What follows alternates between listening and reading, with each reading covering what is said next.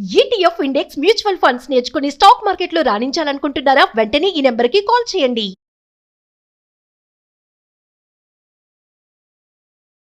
నమస్కారం. పంచతంత్ర కథలు చెప్పుకుంటున్నాం మనం. ఈ పంచతంత్రంలో మనుషుల గాథలు కూడా కొన్ని మొదలు పెట్టాం కదా. అందులో భాగంగా ఒక కొత్త కథ చెప్పుకుందాం. లోహతుల వణిక్పుత్ర గాథ. పూర్వమట వ్యాపారాలు అవి కొంచెం విచిత్రంగా చేసుకునేవాళ్ళు. మన ఊళ్ళల్లో చెట్టిగారులు వాళ్ళు వ్యాపారంతో పాటుగా పై దేశాలకి వెళ్ళి పడవల మీద సముద్రయానము నదీయానం కూడా చేస్తూ ఇక్కడి నుంచి మన ఊళ్ళల్లో తక్కువగా ఖరీదున్న వస్తువుల్ని వేసుకుని వెళ్ళి ఏ దేశంలో ఏ రాజ్యం ఏ ప్రాంతంలో అవి దొరకవో ఆ ప్రాంతానికి ఎక్కువ ధరకి అక్కడ తీసుకెళ్ళి అమ్మేసి అక్కడ తక్కువ లోకల్గా దొరికే వస్తువుల్ని మళ్ళీ పడవలు నింపుకుని మన ప్రాంతానికి వచ్చి ఈ ప్రాంతంలో వ్యాపారం చేయడం అప్పట్లో విధానంగా ఉండేది. పూర్వం మనకు తెలిసి ఒక 200-150 ఏళ్ల క్రితం దాకా కూడా మన వ్యాపారాలు ఇలాగే ఉండేవి. ట్రాన్స్పోర్టేషన్ పెరిగాక ఆ ఊరు నుంచి సరుకు మన ఊరికి ఆటో వచ్చేయటమే. ఇక వ్యాపారులే పట్టుకెళ్ళి అక్కడ అమ్ముకోవటము అది ఇప్పుడు కొంచెం తగ్గిపోయింది. ఇప్పుడు కొన్ని విషయాలు ఇప్పటికీ మనం అలాగే చేస్తున్నాము.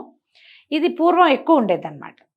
అయితే ఇలాంటి వ్యాపారాల్లో ఉన్నటువంటి కొంతమంది ఇళ్లలో ఈ కుర్రాళ్ళు అబ్బాయిలు తండ్రులు బాగా సంపాదన పరులైతే పిల్లలు ఇతరత్రా డబ్బులు ఖర్చులు పెట్టేసేసి ఆటలాడేసి పాటలు పాడేసి అప్పట్లో బాగాను ఇవి జరిగేవి. ఏమంటారంటే మన పోటీలు పందేలు అవి ఎక్కువ జరిగేవి. వాటిల్లో బాగా డబ్బులు పోగొట్టేసుకున్నాం. బెట్టింగ్ ఇప్పుడు మనం చేయట్లేదు, అలాంటిదే మనం చేయట్లేదండి, చేయకూడదు. బెట్టింగ్ గవర్నమెంట్ అసలు ఒప్పుకోదు. దానికి ఏమంటారంటే చట్టరీత్యా నేరం కూడా కదా. అప్పట్లో వాటికి కూడా లైసెన్స్లు ఉండేవట. ఈ లైసెన్స్ బెట్టింగ్ గృహాల్లో జూద గృహాల్లో జూదాలాడి డబ్బులు పోగొట్టేసుకునేవాళ్ళు. అట్లా డబ్బులు పోగొట్టేసుకున్న ఒక కుర్రాడు ఉండేవాడు, జీర్ణధనుడు వాడి పేరు. ఈ జీర్ణధనుడు ఇంచుమించుగా వాళ్ళ తాత మా నాన్న సంపాదించిన అంతా ఓడగొట్టేశాడు. క్యాష్ లేదు, రూపాయి కూడా వాడి దగ్గర.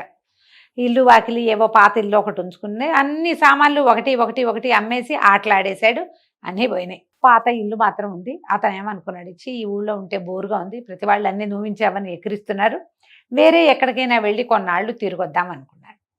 వాడి స్నేహితులు కొందరు పడవల మీద బయలుదేరి వెళ్తుంటే తను కూడా వెళ్దాం అనుకుని సరే ఏం చేశాడు, అతని దగ్గరట పెద్దది లోహపు తుల అంటే ఏమిటి త్రాసు, ఇలా మనం వేయి చేస్తాం కదా, తూచేది తక్కెడ అంటారు కొన్ని ప్రాంతాల్లో. ఆ త్రాసు అతని దగ్గర ఉంది. అది లోహపు త్రాసు. అది ఇంచుమించుగా 1000 ఫలాలట. ఫలములు అంటే అప్పట్లో ఫలం అనేది ఒక లెక్క అనమాట. ఇంచుమించుగా 3.5 మడుగుల బరువు ఉండేదట అది. ఆ బరువు ఉన్న లోహతులని తీసుకొచ్చి ఒక శెట్టిగారి దగ్గర పెట్టాడు. ఆ శెట్టిగారికి ఏం చెప్పాడంటే, నేను ఊరు వెళ్తున్నానండి, మా ఇంట్లో ఎవరికో అద్దెకి ఇచ్చాను, ఈ తక్కెడ పురాతన కాలం నుంచి ఉంది, అచ్చొచ్చిన త్రాసు కాబట్టి మీ దగ్గర ఉంచండి, పైనుంచి నేను ఏదైనా డబ్బులు తెచ్చుకుంటే ఇక్కడ వ్యాపారం పెట్టుకుంటే ఈ తులనే నేను నా కొట్లో పెట్టుకుని నా వ్యాపారం చేసుకుంటాను, మీరు చాలా పెద్ద మనిషి కాబట్టి మీరు దగ్గర ఇది ఉంచండి అని ఆ లోహ తులని అంటే ఆ 1000 ఫలాలు బరువు ఉన్నటువంటి ఇనప త్రాసుని ఈ శెట్టిగారికి అప్పచెప్పాడు. శెట్టిగారు సరేలే అన్నాడు. వాళ్ళు మాట్లాడుకున్నారు, వీడు ఎప్పుడు తిరిగి వస్తాడులే, వీడు ఏం వచ్చేదారి కాదు, ఏదో దిశలు పట్టి పోతున్నాడు అనుకున్నారు. ఇతను ఒక 2 ఏళ్ళో 3 ఏళ్ళో కాలక్షేపం చేశాడు. రకరకాల ఊళ్ళల్లో చిన్నవి పన్నవి చేతొచ్చిన వ్యాపారాలు చేశాడు. ఏదో ఒక్క పావలా వెనకేసుకున్నాడు. సొంత ఇంటికి వెళ్ళిపోదాం, ఊరు వెళ్ళిపోదాం అనిపించింది. ఊరు తిరిగి వచ్చేసాడు. ఈయన ఈ త్రాసు మనదైపోయిందని నమ్మాడు ఈ శెట్టిగారు. ఎక్కడో లోపల పడే ఇచ్చాడు. ఈ జీర్ణధనుడు వచ్చి అడిగేసరికల్లా ఆయన ఏం చెప్పాడు, అతని త్రాసు ఏమిటో మా ఇంటి నిండా ఎలకలో ఆ కొట్టు నిండాను ఎలుకలు తినేసినాయి బాబు, నేను నీకు అప్పచెప్పలేకపోతున్నాను, నన్ను క్షమించన్నాడు. జీర్ణధనుడు ఆశ్చర్యపోయాడు. హోరిని ఇనపత్రాసుని ఎలుకలు తిన్నాయా అని. సరేలేండి, మీరు మాత్రం ఏం చేస్తారండి, ఎలుకలు తినేస్తాయి, ఇలాగే జరుగుతూ ఉంటుంది, ఇన్నాళ్ళు ఉంచారు, సరే మీరు ఓ పని చేస్తాను.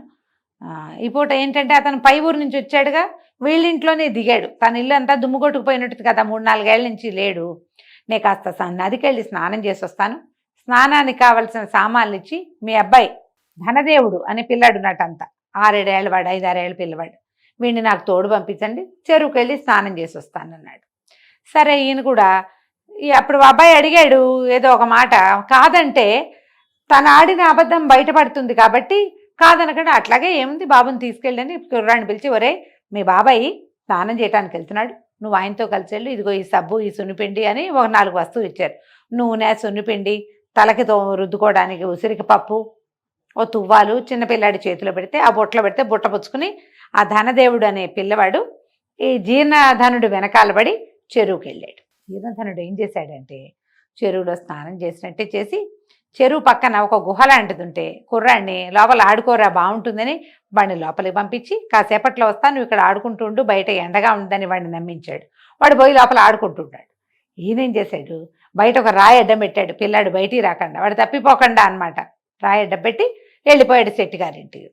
శెట్టిగారు స్నానం చేసి వచ్చిన జీర్ణధరుణ్ణి భోజనానికి పిలుస్తూ పిల్లాడేడయ్యా అన్నాడు.